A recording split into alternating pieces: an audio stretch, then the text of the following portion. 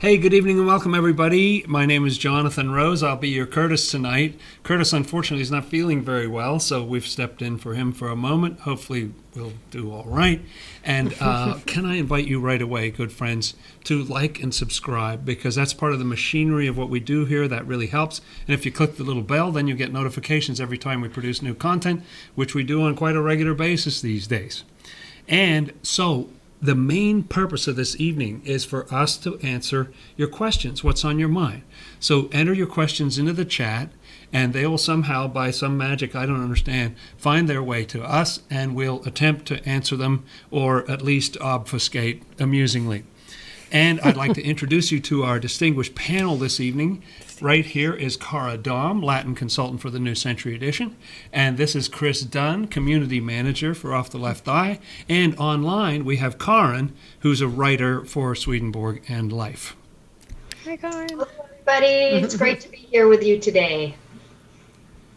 So we're going to start out on rather a somber note tonight, because we found out a little while ago that a couple of really good friends of this show passed away in the last little while, Asher Raymond and Robert Bush. And so we've asked Karen to say something about them, give you some idea of who these people were. Karen?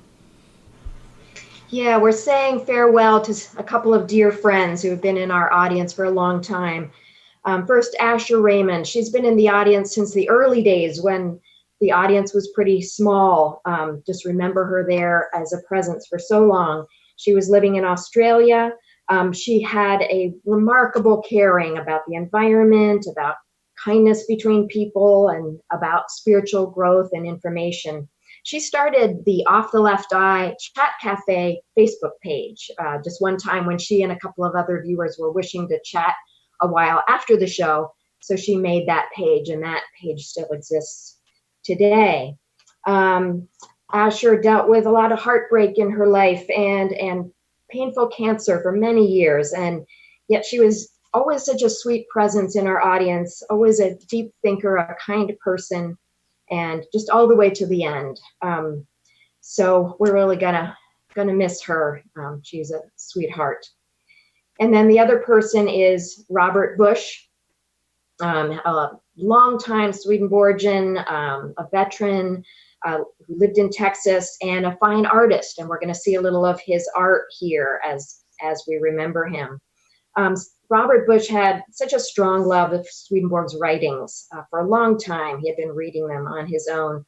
He would be the first in the chats, the live chats on Monday evenings. He would just be the first one there saying, "Happy Swedenborg Monday," and greeting people as they came in. And then once the show actually started, he would exit the chat because he wanted to focus on the show and sometimes pop in at the end to say goodbye. But again, we're just really gonna miss him. So to both these friends, Asher and Robert, we're really gonna miss you both. Our love goes out to your friends and family who are going to miss you. We're glad you're free of physical pain and limitations, and excited that you're experiencing the realities of the spiritual world that we're always talking about on this channel.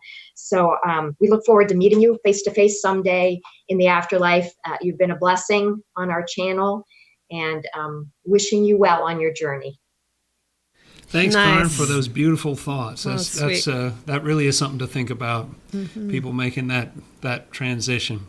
So, without further ado, let's get to the first question. Let's see what we got.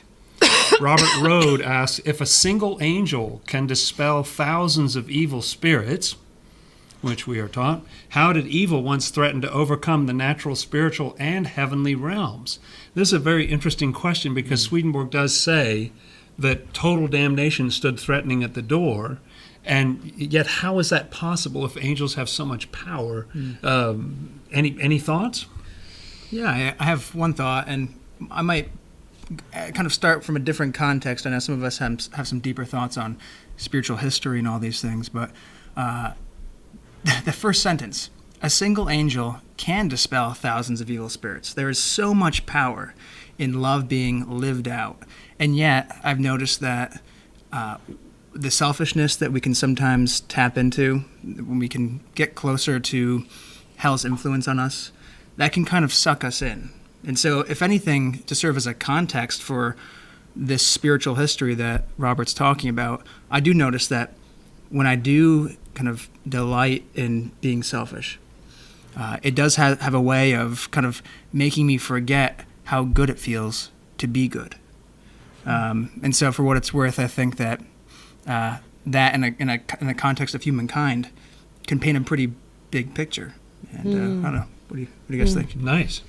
It's good. Cara, do you have? No? Take it away, Jonathan, or Karin. Well, Karin. Let's go to Karin. Okay. This I'm assuming this question was sparked by a recent News from Heaven where Curtis was reading a passage, and it was referring to a time back in history, right when Jesus came to Earth, and shortly before then, and while he was on Earth. And it's actually the reason God needed to incarnate through Jesus, because there was this threat of the connection being broken between humanity and God, because there is this network of connection from the highest things to the lowest. And so it's not something that's happening all the time. Some people were confused. I was interested in the different reactions to that show, because some people really got a tremendous amount of good out of it and said, wow, it really makes me think about, we do have a responsibility to choose what to feed in our minds and hearts, and that it's a real effect when we choose evil versus we choose good, or choose the negativity over the positive love and things. So that was, I thought, really great. And also just to appreciate what Jesus did for us. There's so much going on behind the scenes that nobody knew about, that he was restoring order, basically. And so it was back. The fear that some people got was, oh my, does this mean hell can take over heaven? And I found myself needing to clarify, no, it doesn't mean hell can take over heaven. This was something that happened in history. The equilibrium was almost lost, and it is all because of human choices. Over thousands of years, so many people had been choosing negativity over love, and we all on Earth are these conduits between the higher realms and the lowest realm here on the earthly plane.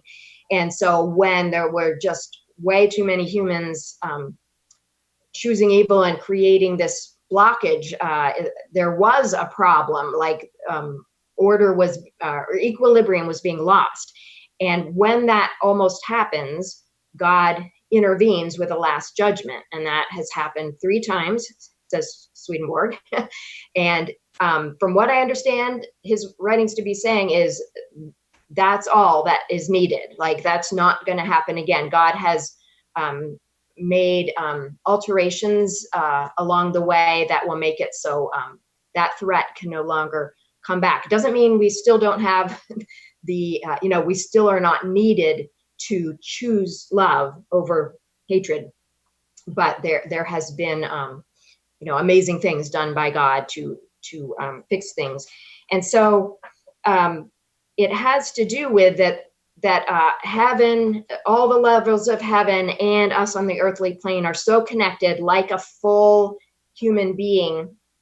And when you it's like a disease, a disease can like hell can't win, because like a disease would infect a body and actually make the body go unconscious or even die, but then the disease would die too. So it's not that evil could ever take over or be more powerful than good, but just in the sense of losing our connection with heaven, that was almost happening, and the lower levels were getting cut off.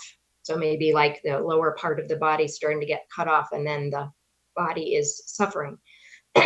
So I'm not sure if I said enough to clarify it, but basically God foresaw it and restored order and everything, but it was just a matter of through our choices we were messing with the the necessary connections and having heaven lose a foundation of goodness on earth that heaven needs to stand on, so to speak.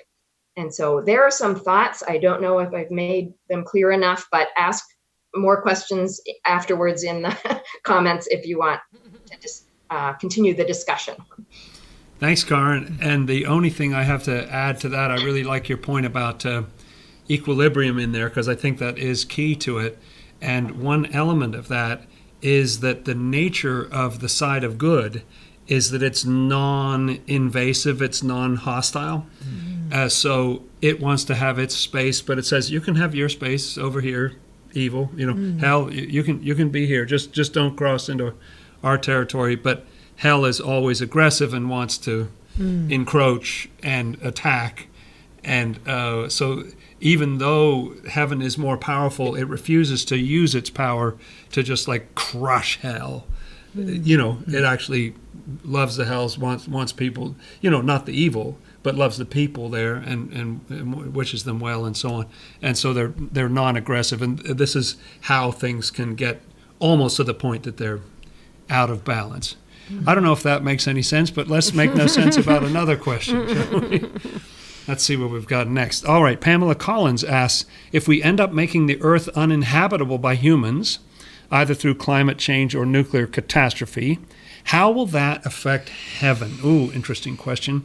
Will God or angels intervene to keep us from destroying the earth? That's a great, Is there some sort of fail-safe? Is there a circuit breaker at some point that goes off? What do you think, Cara?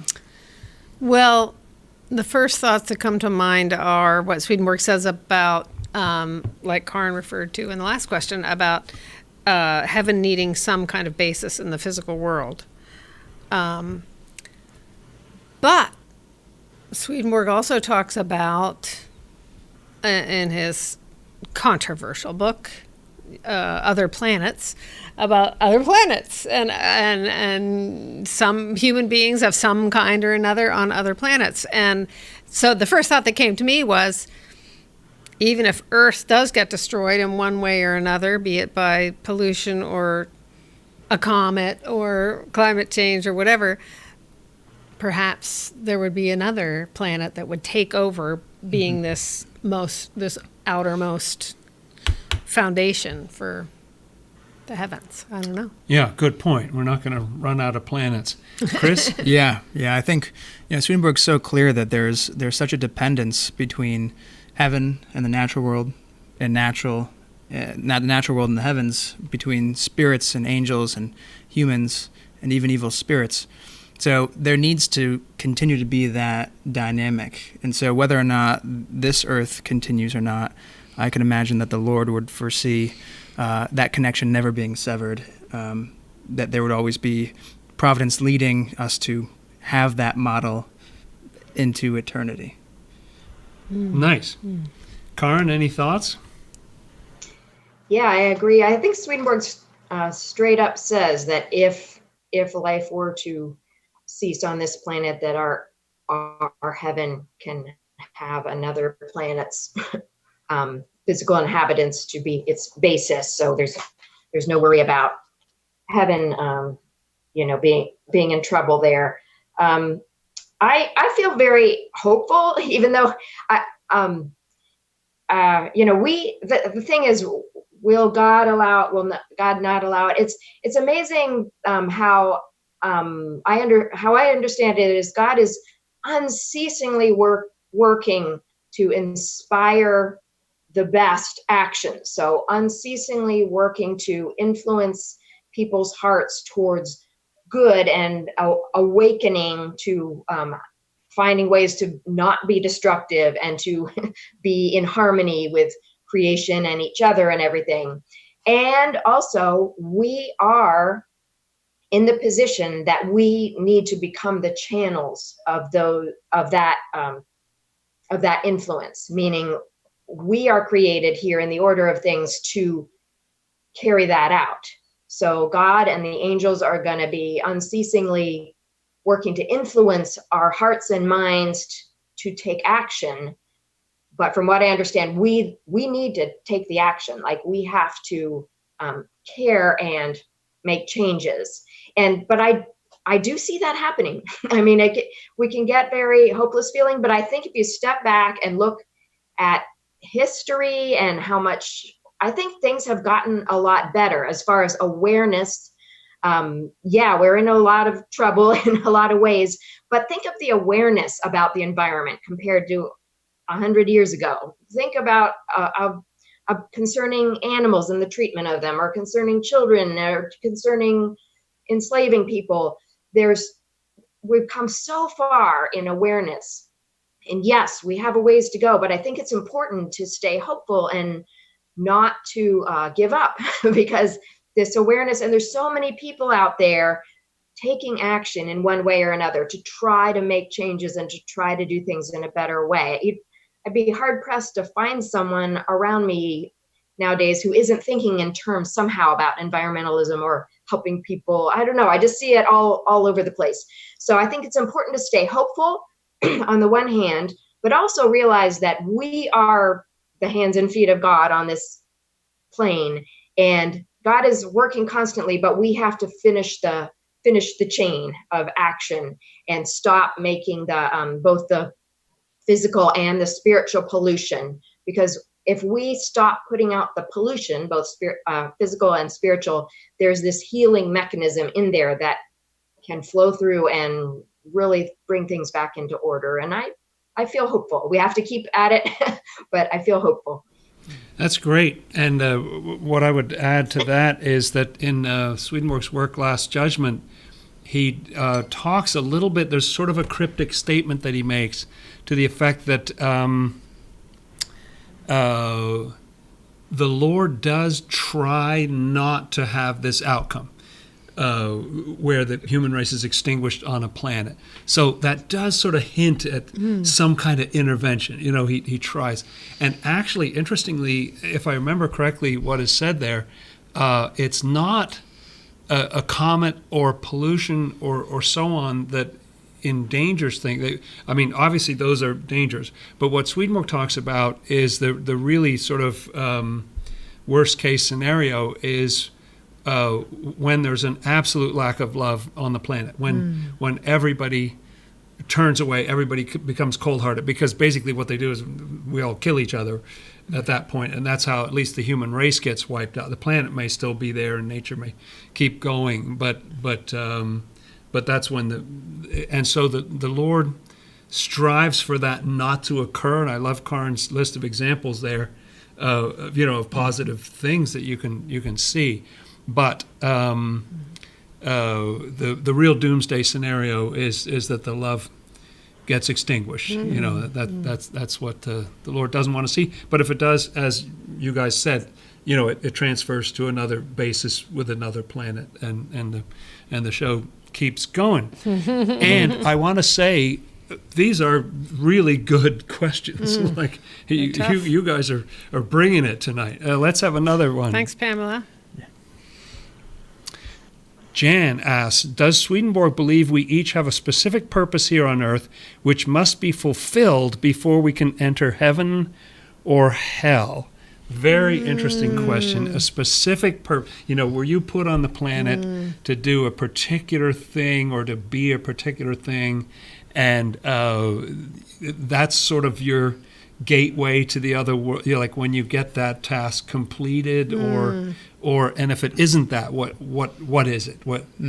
Kara, you want to take a first one? Sure, I'll take a swing at it. I'll just say that's not how I think of it. That we have a specific task or a specific accomplishment that we're meant to do. I think we all have, as Swedenborg puts it, a use. We're all created with a use that we're going to fulfill. But to me, I've come to see that use as something very broad and has to do with how do people feel when you walk into the room, that kind of thing. What's your general effect on people? What's your general effect in the world? Are you somebody who's working for the good, like Karin was just talking about? Or are you someone who's too self-involved to step out of that. And the details about how one's use would play out, I don't know. That's just not how I think of it. I just think of it as way more general than, before I die, I've got to publish 6 books, Right. about whatever. Or I can't move on. Yeah. I could be wrong, but that's how I think of it. Great. Thank you. Chris? Yeah. One thing that came to mind was one of my favorite teachings from Swedenborg, and it's this idea of the remnant, that we're here to, almost in a sense, rediscover who we are. And that to me is so powerful. What are we rediscovering? We're rediscovering the best version of ourselves, the part of us that in our earliest days accepted and embraced in innocence loving things and true things. It's this, like, at the core of who we are, the Lord implants those things, and we're a vessel for that. And over time we have, layers building up of, harmful behaviors or selfishness or whatever adulthood brings. But it's the chiseling away of those layers back to who you really are. That to me is what we should be at least working towards fulfilling. So that's just what came to my mind. Nice. Yeah. I like That's it. good. Karin, what are your thoughts on this? Yeah, I agree with Kara. I don't believe there's a specific outward actions that everyone's supposed to achieve before they die. It's not about the outward actions. Sometimes I think about preschool, or preschool or kindergarten, and children are in there, they're playing games and doing little activities, and it's kind of practicing things that will apply to later life in more sophisticated ways. And I feel like on earth, in earthly life, we're here to practice. We're not here to get specific outer actions done, but we're here to, whatever comes along and whatever we find ourselves engaged in, to use that to practice being a heavenly person, or to develop the skills of being a heavenly person. Like both Chris and Kara were saying, find within us that goodness and truth that God implanted from our beginning, and just practice becoming, whatever happens, whatever job I have, whatever relationship I'm in, use it to practice how to be heavenly. And another place, so it's to build a foundation of the kind of person we want to be in, no matter what job we'll end up with, because we do have some specific use, but I think we won't fully realize that until the afterlife. Like, we might have some forms of it while we're in this world. We might be finding those jobs that are along the lines of the kind of thing we want to keep doing to eternity, but it's going to be in some other form. One last thing I'll say is that in one 10 questions show way back when, I found a number in which Swedenborg, or a couple of numbers in which I got the sense that a main thing we have to accomplish in this earthly life is developing some kind of conscience and having some sense of the need for usefulness, because the conscience is this crucial thing that makes you in the habit of having some higher principle that you could measure your lower impulses against and make a decision, like not just going with every impulse that comes along, but having some kind of a conscience. So whatever code you live in or whatever, if you have that and you're practicing conscience, that translates to being on the path to heaven. And then usefulness, just some sense of, I gotta not only live for my own self, but somehow be of service to others, be of service to a greater good, because that's what the life of heaven is. So I think we're practicing in this world. We're just developing some very basic skills that we can carry on in the next life, but I don't believe there's any specific task we have to accomplish before we die in an outward sense. Yeah, that's a great point when you think in the context of an eternal development. What can we do in these few years here? I was also struck as I contemplated the question just by the fact that some people die at a day old or a month old, or just all through, and some people live in over 100, and I a number of years ago came to question the idea that only the good die young, like that idea that you're sort of done and so you go to heaven. Well, it would be very important to have a few angels walking around on earth. Like, why harvest them right at that moment? But the main thing I wanted to say was that that I've been thinking a lot lately about the freedom. There's sort of a partnership that Swedenborg talks about, and there's a freedom. And I used to think a lot that there was some specific purpose, and actually, frankly, that idea kind of tormented me, I have to say, because I felt like you're either barely living up to it or you're really not. Those are sort of the only settings, But when I started to think about this some more, I really think it's something that the Lord sort of arrives at in freedom with us. I want to put out a bizarre analogy. I haven't said enough bizarre things tonight. But when an adult dances with a little, like 1 or 2 year old in your arms or something like that, or if you're playing a game or a card game with little kids or something like that, you don't play your best game that you're most amazing at. The kid determines how it works. It's the kid who determines, okay, this is a game I enjoy and can play. And so you adapt to that weaker of the two. Well, as God looks at us, we're the weaker of the two. We're the kid. And so the Lord lets us choose the dance. I mean, we really get to choose what purpose would you like to have? What do you think is important? Oh, wow, that's interesting that you did that. I didn't see that coming. And I kind of like the freedom in that, more than just the idea that there's this specific thing that you either failed or you sort of barely made and then you died because you just got there, And so I think it's kind of a cool arrangement Swedenborg's talking about with that partnership.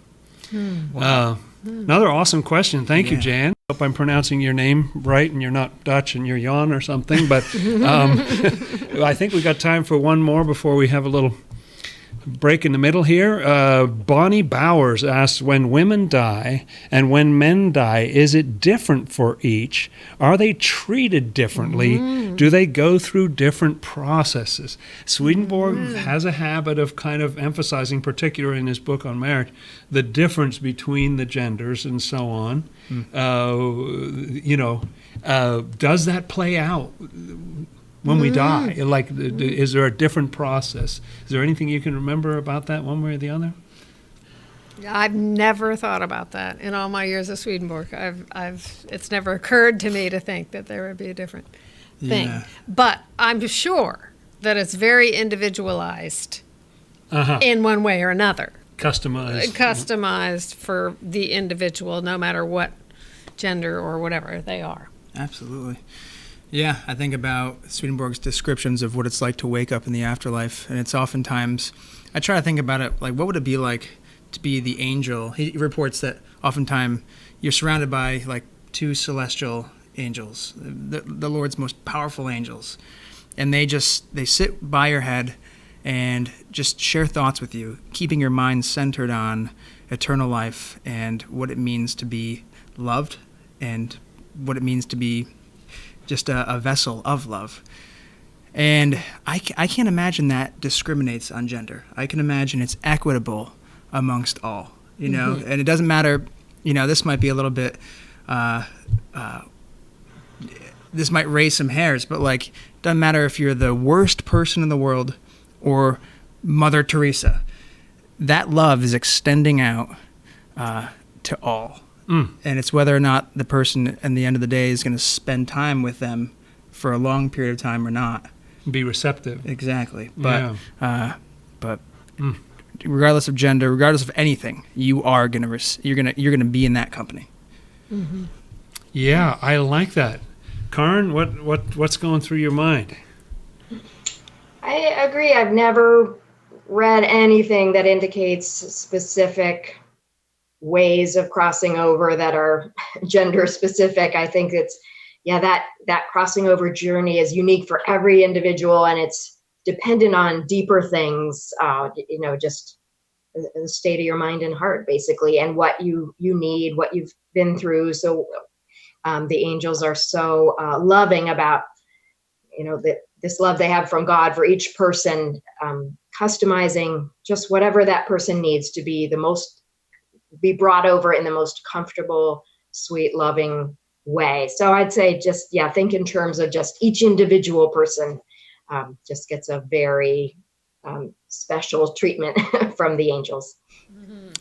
It's a striking question because with all Swedenborg's emphasis on gender, I too don't remember anything about people going through. There's some things in the world of spirits where with husbands and wives, sometimes they're separated for a time, and then there's certain arrangements that are made, and so stuff like that. But it's not kind of gender by gender. I agree with you guys. It's more about the individual and your love and understanding, and so it's kind of striking that Swedenborg really sounds like he's describing a pretty universal process that's also highly customized and personalized. I think it's very individual, and I don't think gender has nothing to do with that. I don't think it's irrelevant, but it's interesting. I'd never reflected on it before, but it's interesting that he just doesn't seem to go there. Yeah, It's very interesting that it's more about your individual, your habits, or the things that you've done, or the kind of person you are, and so on.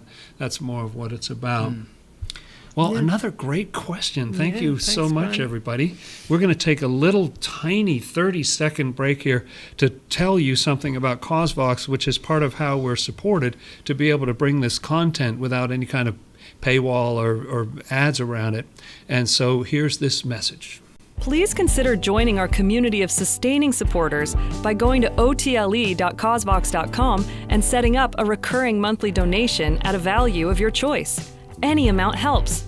Our sustaining supporters are the backbone of what we do at Off the Left Eye and allow us to continue to create high-quality programming that nourishes thousands every week around the globe.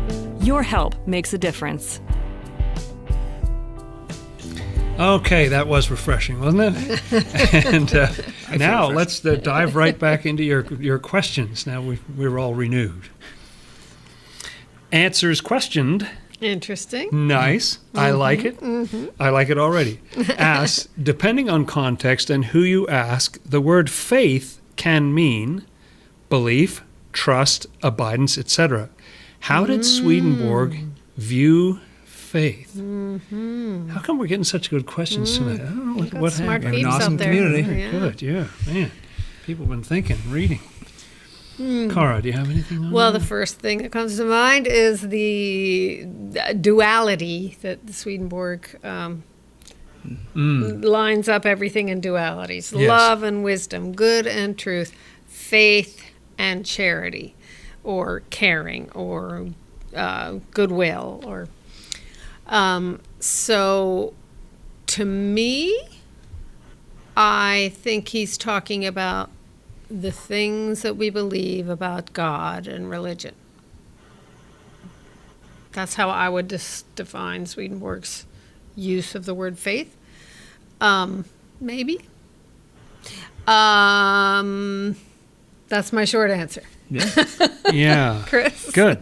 Yeah. And to kind of center on faith from where my mind's leading me, what I love is that Swedenborg says that faith should be a process, that it needs to be kind of coming into contact with ideas, spiritual concepts, or religious teachings, seeing how that, how that shows up, whether or not it works for you, kind of like testing it out. And then from that testing out period comes an acknowledgement that this truly is divine, that its source is divine. And I love that because he doesn't say, you just have to blindly accept these things. Yeah. But no, it needs to be mulled through in your filters, and it has to really transform your heart. And if that happens, then that's where you enter into what you would call faith. And is that ongoing? Like, I surely hope so. yeah, Yeah. I think so. I think it's a constantly unfolding. It's not a one and done. Totally. Or the Amazing Grace talks about the hour I first believed, but Swedenborg's view is not like that about faith, is it? No. And in the duality thing that I was talking about, the faith and charity, that he talks about it's not really faith unless you're living it. And that's what the charity part is, that they're putting faith into practice in your life. So you can't separate those two, as is true with all those duals. Which is kind of a bizarre thing to say in a way, that you can't believe something unless you're... Yeah. I thought I could just get my mind to think something and that would be faith, but that's kind of not what That's he not said. quite It's not how he quite says it. Yeah. Right. Yeah. Karin, you're the voice from the Eastern heaven. What what do you think? Or the Western heaven. Well, you guys were getting to what I was saying. So, yeah, it's very interesting because in one sense, Swedenborg will use the words faith and goodwill together, and the faith is the ideas part, and the goodwill is the motivation and the actions part. But in another sense, like you were all just starting to say, faith isn't faith unless it's applied to life. Like just a purely intellectual beliefs, it's not faith, because it has to be lived. It has to be lived in life. And so so faith has to be a living thing, not just I believe this, but I apply it to my life and I make it transform my life into something that benefits others around me. And according to what I read in Swedenborg, people have misunderstood some words of Jesus or words in the epistles of, you've got to have faith or you have to believe in me, says Jesus. But Swedenborg explains that doesn't just mean think and say, I believe. It means live it. Live it, live it, live it. And so faith in reality has to be an active thing, played out in goodwill, in a life of goodwill. And that's the only time that faith is really faith. I love a definition that Swedenborg gives of faith, that he does. I agree with what everyone said, that there's love, and then there's faith, and then there's action, doing for others, saying kind, blessing words and things like this. And so in one place he defines faith as love in its middle phase. It's kind of like, you picture a caterpillar and then a chrysalis and then a butterfly or something like that. And so that's cryptic to me. I don't know exactly what he means by that. But what I take him to mean is, and I agree with what everyone says, there's faith and then there's faith, there's just belief or knowledge in your mind or a decision that can be an important thing in and of itself. But I think what he must mean by saying love in its middle phase is that love needs certain information to be effective at loving. To me, I like Swedenborg's pairing of love and wisdom, because nothing takes more wisdom than really effectively loving somebody. And it's frustrating, isn't it, when you can feel things in your heart and you want to do somebody some good and you realize you don't know enough, and faith is that love in its middle phase. It's the information that tells you how to love, how to love more effectively, that love comes from God, not from ourselves, the nature of the other person. I think that's where faith, it's such a radical definition. To me, it's very different than other definitions I've heard of faith. But I think it's a very beautiful thought. And thank you, Answers Question, for posing that wonderful question. For having a I great love name. that, and having a great name. Thank you. Let's take one more here. At least one more. Biomedi asks, why is 40 days used so often in the Bible? And why 40? Wow, that's a great question. You do see it a lot, don't you? The number of years that the judges, in the book of Judges, they all seem to judge for 40 years, or there's 80 years wandering in the wilderness for 40 years. Jesus is tempted for 40 days. Noah, it seems like Noah's in the flood. Noah's in the flood for 40 days. It seems like your go-to. If you can't figure out a number, 40 is a good choice in the Bible. But why does that have any meaning? What is that? There's something about this that makes me laugh. It's somewhere in, I think, in Secrets of Heaven somewhere, Swedenborg says, well, the reason why 40 is such a powerful number is because it's really close to 42, which is 6 times 7. Which just cracks me up. Good answer. Good answer. I mean, he does. He says that. I know. It's true. It's true. And so 7 is a very holy number, and 6 being the factors of 2 and 3, which are all very, very important numbers. And I can't tell you right off the top of my head what those numbers mean, but that part makes me laugh.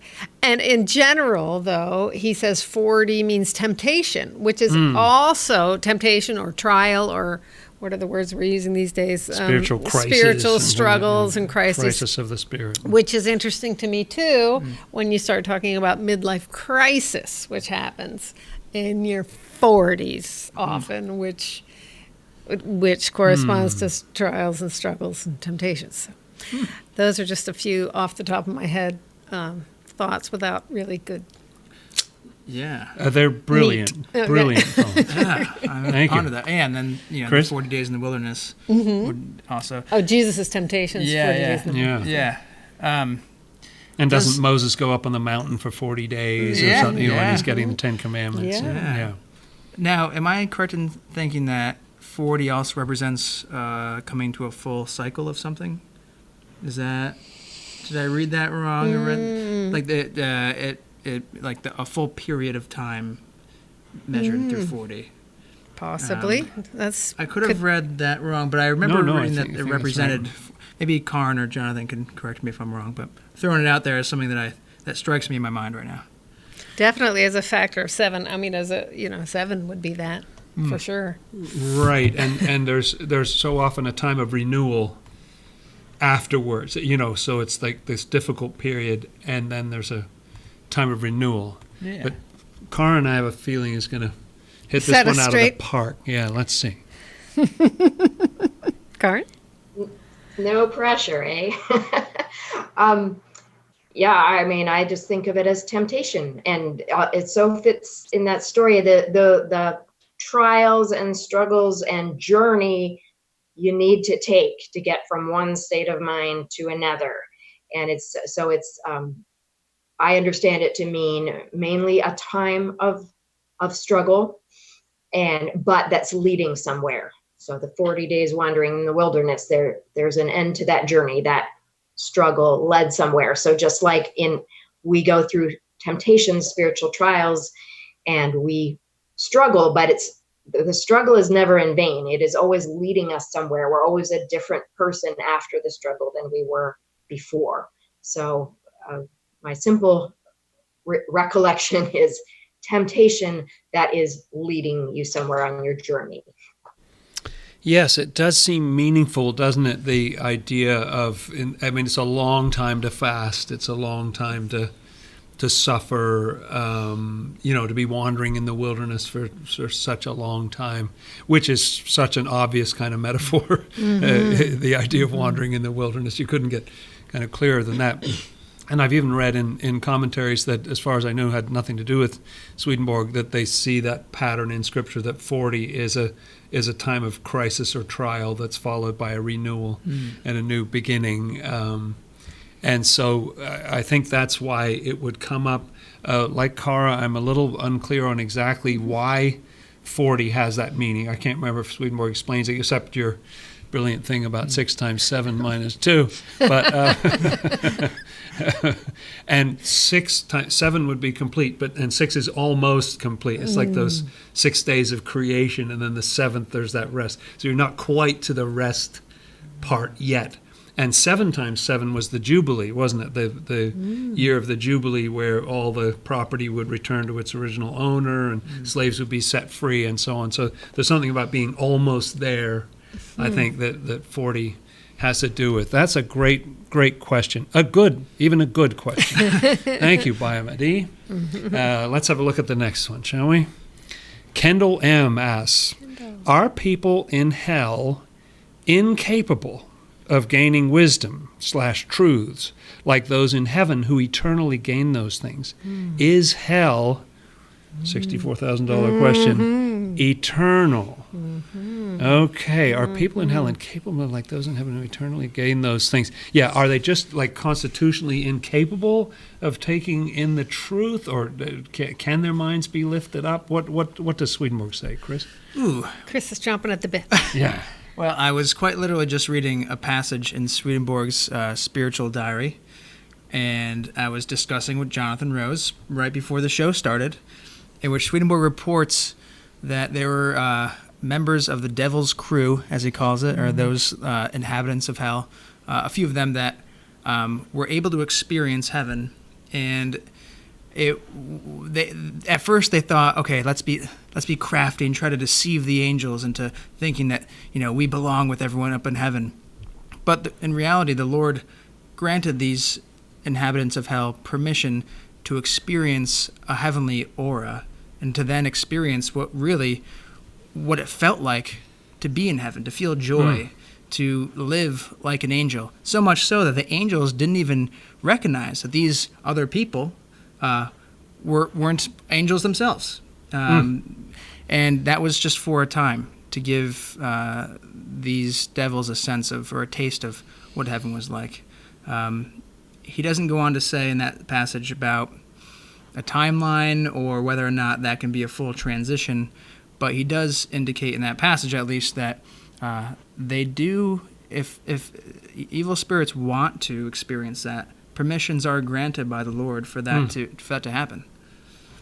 Yeah, good point. Cara? I always come at it from the view of hell being a merciful place overall, meaning that, so you didn't tell us how the devil's crew responded to that heavenly aura. Did he talk about it? So what's interesting is that in a lot of different passages, Swedenborg observes that these evil spirits will convulse or just not be able to breathe, simply because their operating system isn't compatible with the reality of mutual love in heaven. Yeah. But in this passage, it just indicates that they got to experience a heavenly aura and just subsisted in that for some time. Okay. So interesting. Yeah, it was a weird one. Yeah. So that's all I mean about the operating systems not being compatible. That hell provides a place where people can have a compatible operating system. And I don't know if I'm right, but I just have the sense that the world of spirits work that we do is long enough and strong enough that by the time we sort ourselves out in that experience, we will have gone through whatever desires we have for gaining wisdom and truth. And that will sort to the level wherever it is, and then we'll go where we can breathe. Yeah. So, does that answer your question, Kendall? Some thoughts. Karen, do you have anything for us? Yeah, I think it's maybe hard for us from an earthly point of view to not think in terms of sort of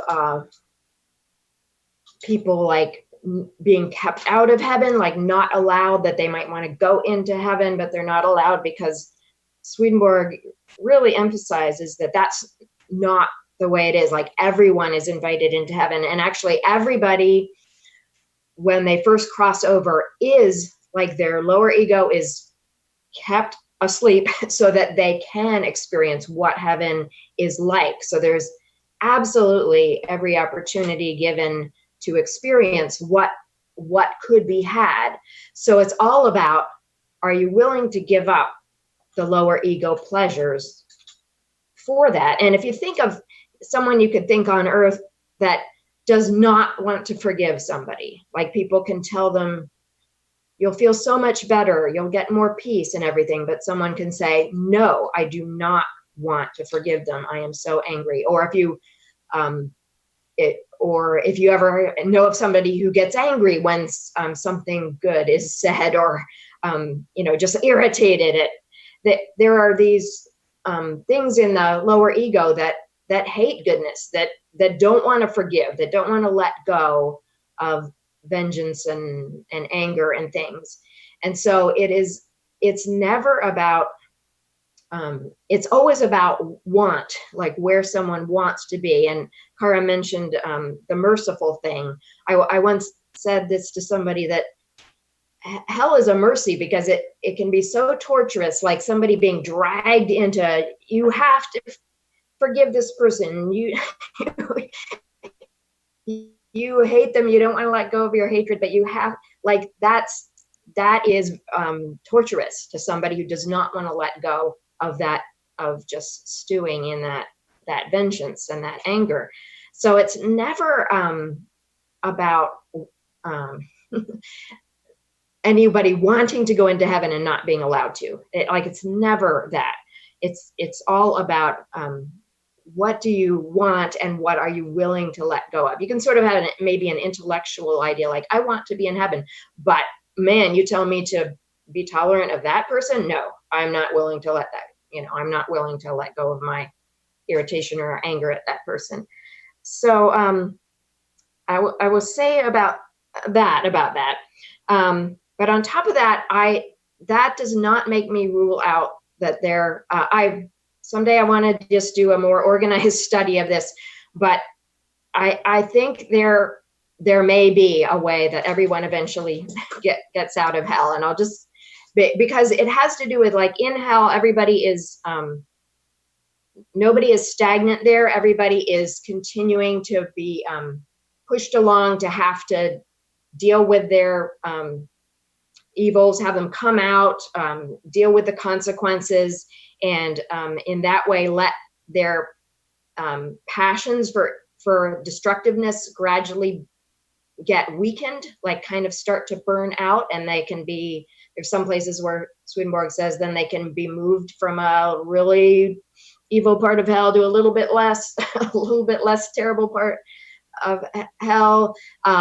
So there's progress there. And then there's a fascinating set of passages that I want to study more someday that indicate that everybody still has that remnant inside of them, that inner child, even if they're an evil spirit. And if they can, over a long time, burn out that life of passions for destructiveness that they developed on earth, there would be something left there, that there might be another chapter to the story.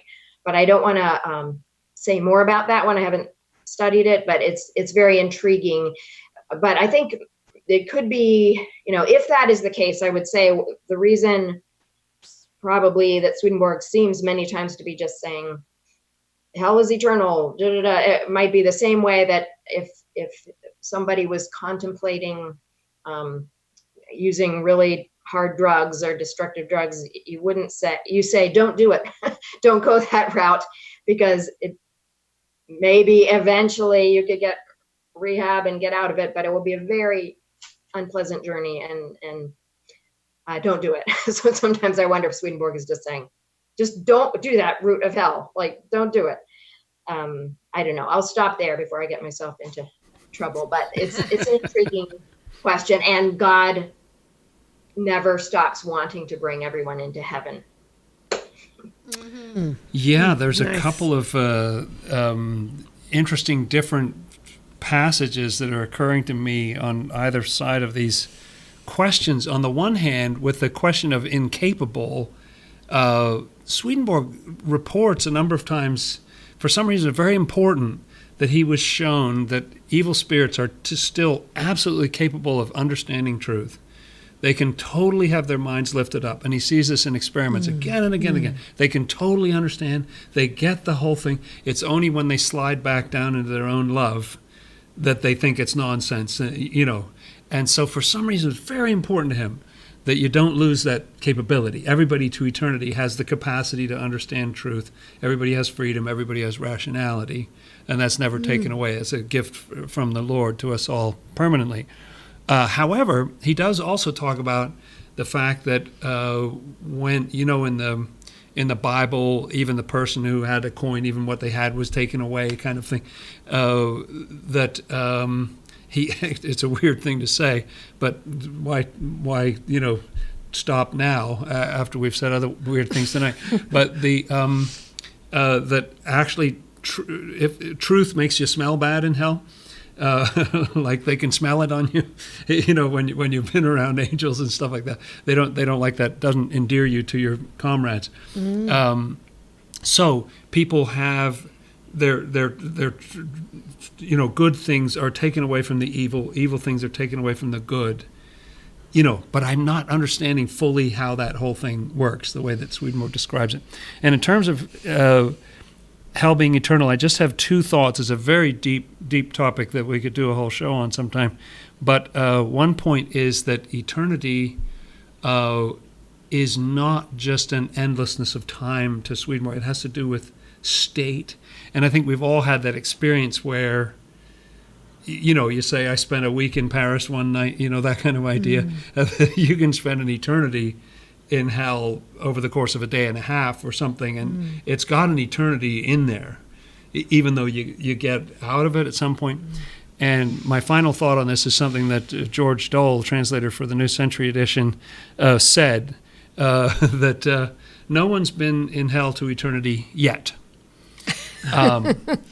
So the jury's still out.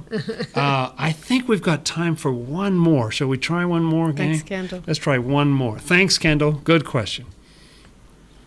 Juan Orozco asks, what does John's revelation mean when talking about the devil being let loose after what is known as the millennium? And what's the meaning of those 1,000 years? Oh, man. We're going through 40 years of temptation tonight. Right. Yeah, we're being tested. Yeah. All right. And so there's that teaching in the book of Revelation that there's 1,000 years that's been called the millennium, and then Satan will be cast down and everything. But what does Swedenborg have to say about those 1,000 years? I'm going to pass on this. Okay. Second. Okay, we have a motion and a second. Karen, do you want to attempt this one? Well, here's the thing. I'll say a couple of thoughts, but I'm going to take that question and put it in our list to study for one of our Bible co-host shows, because that's the kind of thing really have to look up. But just a little bit that I think I remember is the book of Revelation is about big happenings that happened in the spiritual world. There's always a personal level meaning to it too for each individual, but I'm just thinking of the spiritual history one where there was this last judgment in the spiritual world. And speaking of what we were talking about earlier in this show, there was evil had been taking over the world of spirits, even starting to come up and affect the lower heavens and things like that. And so there was a stage of getting evil kicked out of the lower heavens, I think. And that was kind of like the dragon being cast down. Now, don't quote me on this because I'm just going by memory and I'll have to look it up.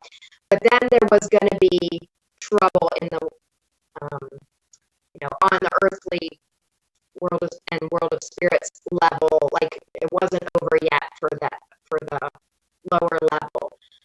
So it has I don't remember what the 1,000 years was about, unfortunately. But I feel like I remember something about something getting cleared up out of the lower heavens, and the false heavens were gotten rid of, but there was still going to be trouble. Oh man, I'm going to stop because now I'm realizing in my mind, I think I'm getting all this wrong. But guess what? We'll do a show about it. I'll look it up. We'll take that question and do a whole show about it and tell you the right answer. That's great. And all I've got in my mind, I look forward to that show, is that I know there's something about, like, it seems so bizarre in Scripture, like, why would you let the devil loose?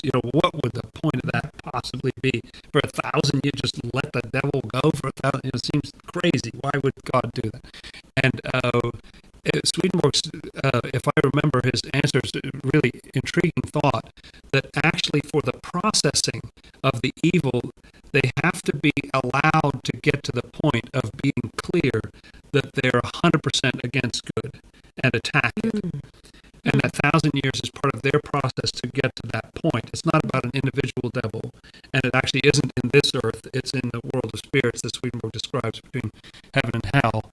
And so it's a process, and even though they have to be allowed to get to the point where they attack the good. But if you look in the book of Revelation, the attack hardly takes any time at all. Fire comes down from heaven, consumes them, boom, it's all over. But they need to ripen to that point where they get clear, because otherwise, if it could turn around the other way, the Lord's going to let it run. To see if he can rescue them, and so he waits to that point, and he protects the good from that attack, so they're not harmed by it. And Swedenborg has a much better explanation than we've managed to provide you with, but maybe we can get something together for a show sometime. So thank you, Juan, for that excellent question. And thanks, everybody, for all those questions tonight. It's a really awesome experience to have this show, have this time with you. I want to tell you again that if you'd like to do this for us, liking and subscribing is a great thing. In case this is your first time now, you've seen a little more of the kind of crazy things that we get into here. If you like this kind of thing, do help us out, because it helps with the whole algorithm and everything.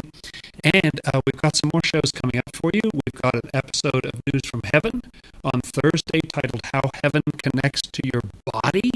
How could heaven connect to your body? And on Saturday, why our bodies and spirits look so different. We also polled you to try to find out what short clips you'd like to see in the coming week. And the poll results were that on Wednesday we're going to do a clip titled There Is a Reason Bad Things Happen. Isn't that everybody's number one question? And on Friday, angels have different heartbeats. So those are the short clips coming up. And next Monday, this coming Monday, a week from tonight, we're having the fourth in our series called What Happens to Celebrities in the Afterlife. We've had this whole season about the afterlife, pre-recorded show, and so that'll be on Monday. And I want to thank our guests here, Cara Dom, Chris Dunn, Karen Childs. Thank you so much for sharing your wisdom tonight. And thanks to all of you out there. Keep watching.